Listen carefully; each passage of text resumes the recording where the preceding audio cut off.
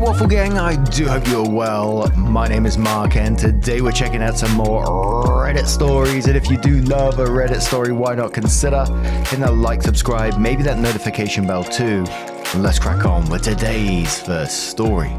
Much love, guys. Now today's first story is from a throwaway account from the Relationship Advice subreddit, and it says, I, 35 male, was incarcerated and lost touch with 33 female. It's been over 10 years. Would it be wrong to contact her now? Sorry for any mistakes. English is not my first language. When I was a university student, I fell in love with Daria. Not a real name, obviously. She was the little sister of my best friend, so I considered her off limits. But my crush on her persisted and grew. She's one of those beautiful, brilliant people who is alive and breathing to make the world a better place. How could I not be drawn to that? One day she told me she had feelings for me, and to my relief, my best friend didn't have a problem with me dating his sister either. So for 2 wonderful years, Daria was my girlfriend. I should have asked her to marry me. I don't know why I didn't. I suppose I thought I had all the time in the world. We were young and there was no need to rush things. We lived in a country that isn't exactly democratic, and we were political activists. I ended up getting arrested and going to prison for 9 years. Please don't think I'm some kind of monster for this. I don't want to go into detail in case it makes me identifiable somehow, but we didn't hurt anyone or do anything immoral. What we did is not even illegal in the country where I currently live, and our beliefs were far from extremist. I haven't seen or spoken to Daria since the day I got arrested. My best friend died shortly after and Daria left the country, partly due to the possibility that she'd be arrested too. There wasn't any way for her to contact me while I was in prison, though apparently she contacted my dad a few times in the beginning. Things got even worse in our country while I was incarcerated, so my dad and I immigrated when I was released. We've been living in Western Europe ever since, and life is pretty okay. I live with my dad and have a steady job, and have a steady, if shitty, job. Months ago, I found Daria online. She lives in a neighboring country, 7 hours away by rail. She doesn't use social media too much, but from what I've seen, there's no evidence of a partner or kids. And even if she's married, I'd be content just to be her friend, as I was for the first years we knew each other. Part of me desperately wants to reach out to her, and my dad has been encouraging me to do so. But I feel like it'd be too selfish. The circumstances of her brother's death were very traumatic for her, and I'm afraid that I'm just a living reminder of all the bad things that happened to us. And if she does have a partner, would my contacting her offend him or trouble their relationship? I don't want to cause her any more sadness. Time stood still for me while I was in prison, but I know it didn't for her or anyone else. She's done so well for herself, she's built a whole life, and I don't want to derail that life just because I feel entitled to a place in it. She might not even remember me at all. And even if she did invite me back into her life, I'd be nothing but a burden now, owing to my wrecked mental health. We've been apart twice as long as I knew her. Have I even the right to miss her as much as I do? For now, I've contacted myself with Googling her name every so often and seeing that she's okay. It just hurts a lot, and I don't know how to make it not hurt. I still love her with everything I have. I probably always will. Should I reach out to her or leave her alone?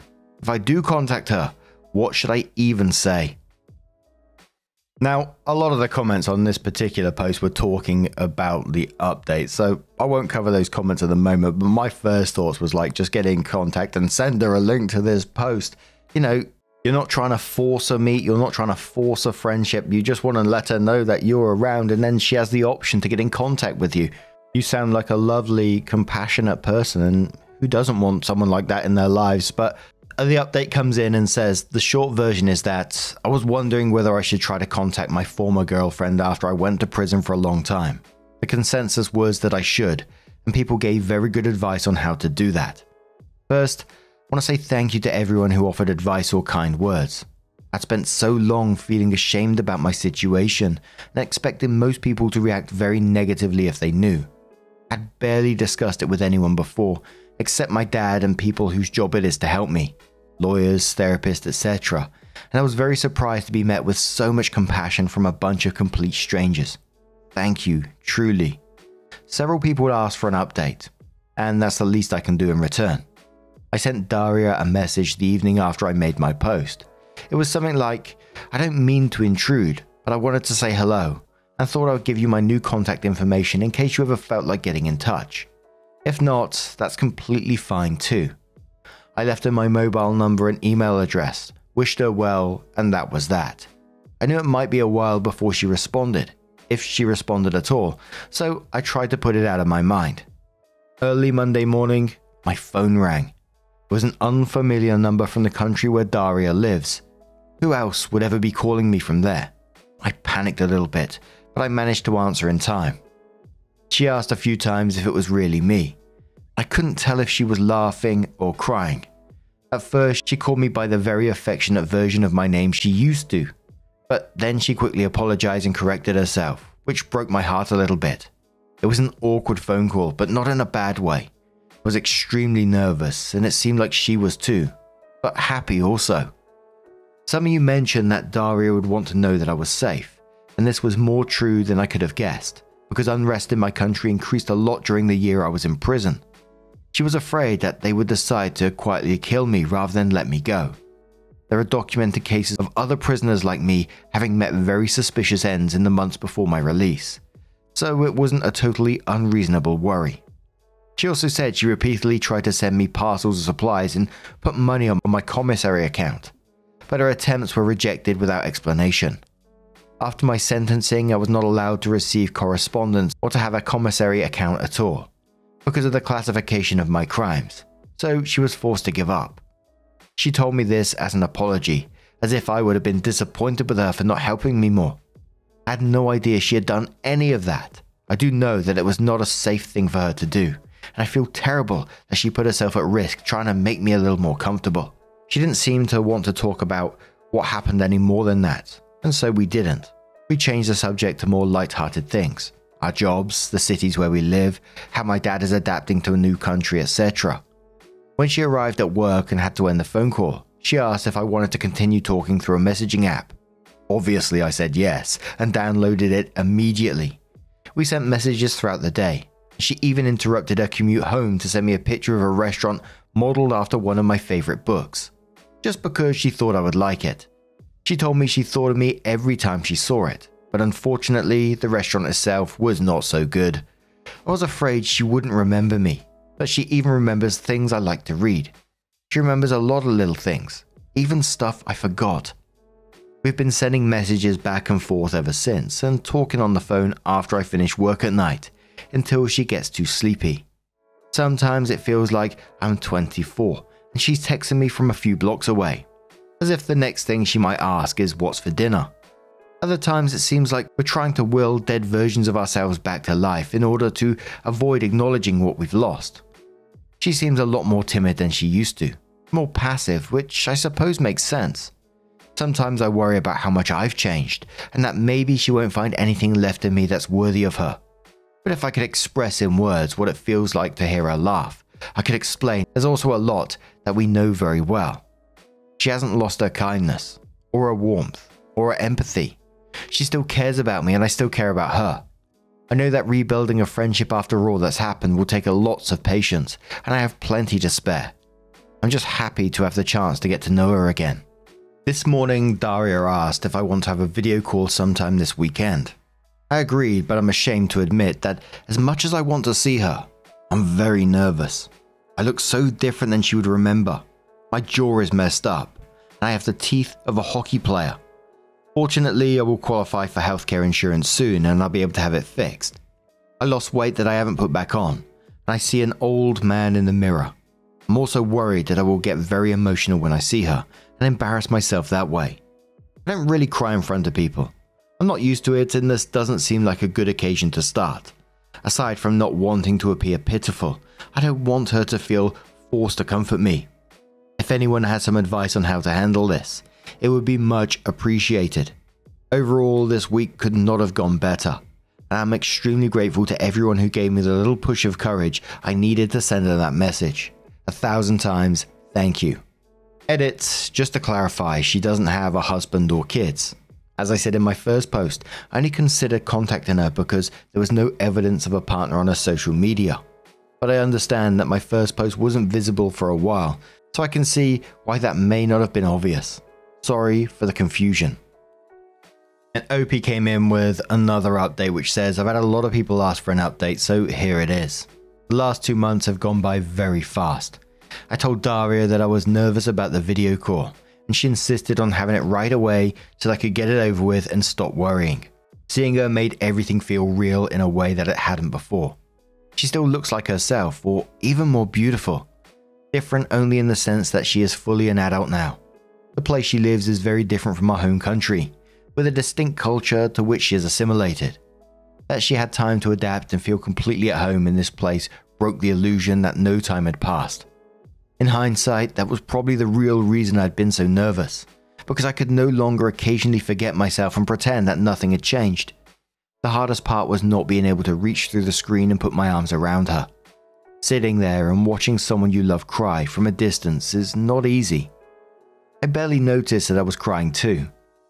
She didn't seem surprised at my appearance, but she did eventually look me over and asked if the food was shit where I lived. I explained about my jaw, and I'm getting it fixed. Less dental work is required than I thought, but I need a surgery.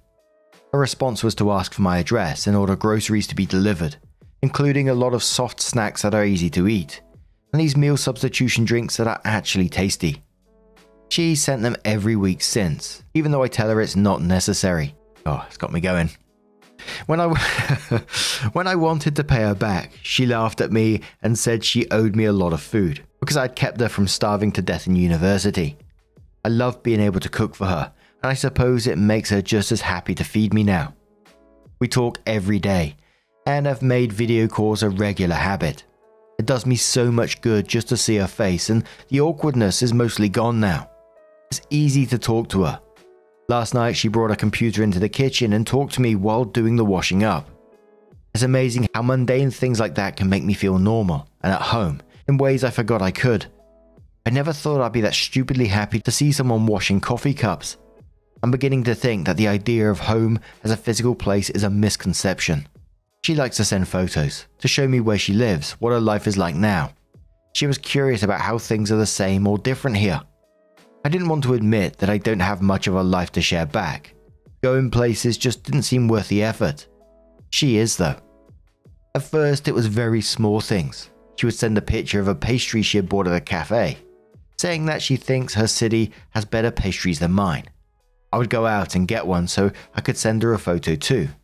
Then it was beer, which city has better parks, interesting architecture, a department store and so on.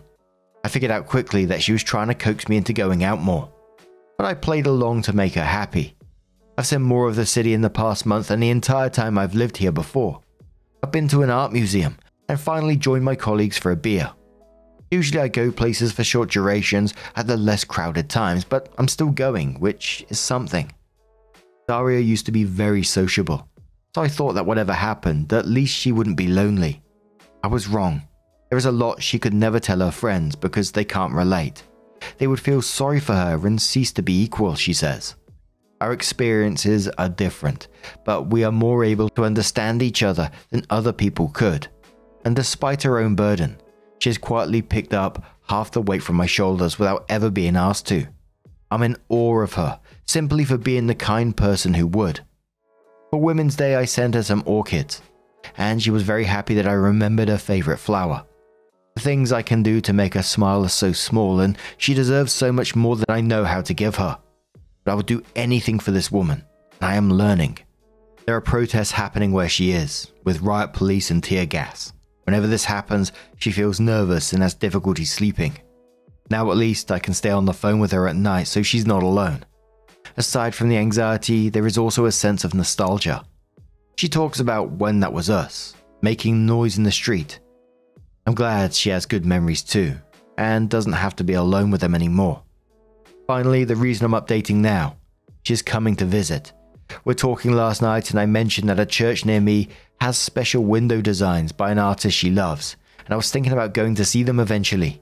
She said it would be unfair of me to go without her, so I invited her to come with me. And then somehow it turned from vague future plans to being scheduled for next Saturday.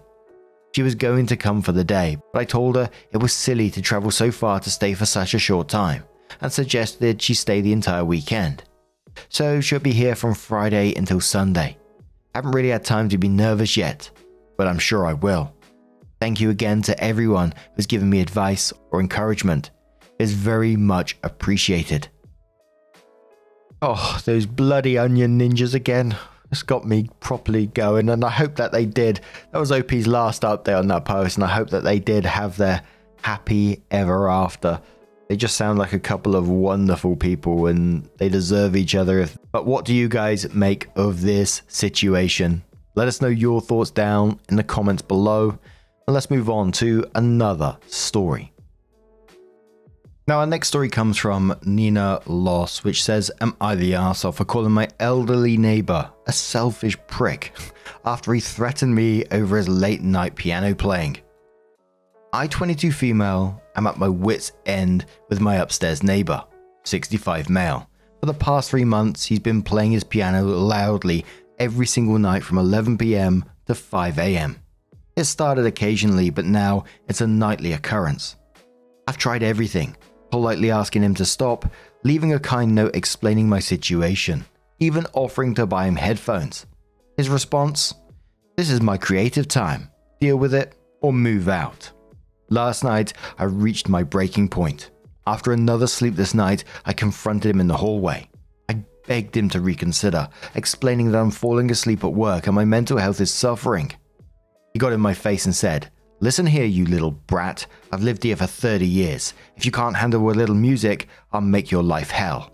Try complaining again and you'll regret it.' I lost it. I called him a selfish old prick and told him to go fuck himself. Now he's telling everyone in the building that I'm an abusive, disrespectful youth. Other neighbors are annoyed too, but they're afraid to confront him. The landlord says he can't do anything without multiple complaints. Am I the arsehole for snapping at him? Should I apologize, or should I start a process of filing a formal noise complaint, even though he threatened me?" He just sounds like one of those people that's been there for so long he thinks he has some power over everybody else in the building. In the area that I used to live, there was always this one particular family who would have like parties in their back garden till like 3 or 4 in the morning, and then loud as well, music going on loud, and then you have someone out the window who goes, "Shut the fuck up." And then they respond, "We've lived here all our lives, you shut the fuck up, we're just having a good time, blah blah blah." Eventually some randomer call the police on them, then they go quiet, and then they come back out afterwards. It was just like a game sort of every summer that these people used to play. But Efficient Cat says, "Not the arsehole. Your neighbor is way out of line here. Playing loud music all night for months? Not okay. Ignoring your polite requests? Rude. Threatening you? Absolutely unacceptable. Don't apologize. Instead, document everything. File complaints with your landlord. Check local noise ordinances. Or consider reporting the threat to police." Content Print says he's in violation of the law. You can't make inside noise over 65 decibels in the middle of the night. Call the police and complain every time. And he's most likely in violation of his lease too. Complain to the landlord in writing. Keep a record of his hours and download a decibel meter on your phone. Send it to your landlord in writing every week. The landlord will have to address it. Your neighbor obviously knows he's being inconsiderate and doesn't care. He might be showing early signs of dementia.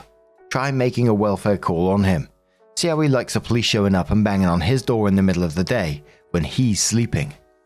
So OP came in with her update and says, "I can't believe I'm writing this update less than 24 hours after my original post. Things have spiraled out of control. After reading your comments last night, I decided to take action. At 8 AM this morning, I called the non-emergency police line to report the ongoing noise disturbance and the threat he made. They said they'd send someone to check it out. Around 9 AM, I heard a knock at my door. It was 2 police officers. As I was explaining the situation, we suddenly heard a massive crash from upstairs, followed by the loudest piano playing yet. The officers went up to investigate. That's when all hell broke loose. My neighbor started screaming about his rights and young punks ruining society. Then we heard more crashing and the sound of a piano being destroyed. Next thing I know, my neighbor is being led out in handcuffs, shouting that he'll make me pay. Apparently when the cops entered, He was in the process of pushing his piano out the window. He claimed he was giving me what I wanted. No more piano. The cops found his apartment in complete disarray. He smashed furniture, punched holes in walls, etc. He's being taken for a psychiatric evaluation. Other neighbors are coming out of the woodwork with their own stories about his erratic behavior. I'm in shock. I wanted the noise to stop, but not like this. I feel terrible. Did I push him over the edge? Should I have handled this differently? I'm safe, but shaken. Any advice on how to process this and move forward? OP shouldn't feel terrible in this situation. I think they've done that neighbor and people around him and some potential innocent person a solid by reporting it when they did. The guy was going to push a piano out the window. I would certainly be keeping an eye on if or when he was coming back though, because that is a bit of a worry, isn't it? Holy moly. What do you guys make of this situation? Just had another flashback to the Henry Hoover flying off the balcony then. Let us know your thoughts down in the comments below. And just a huge thank you for being here today. Much love to you, and I'll see you in the next one. Bye-bye.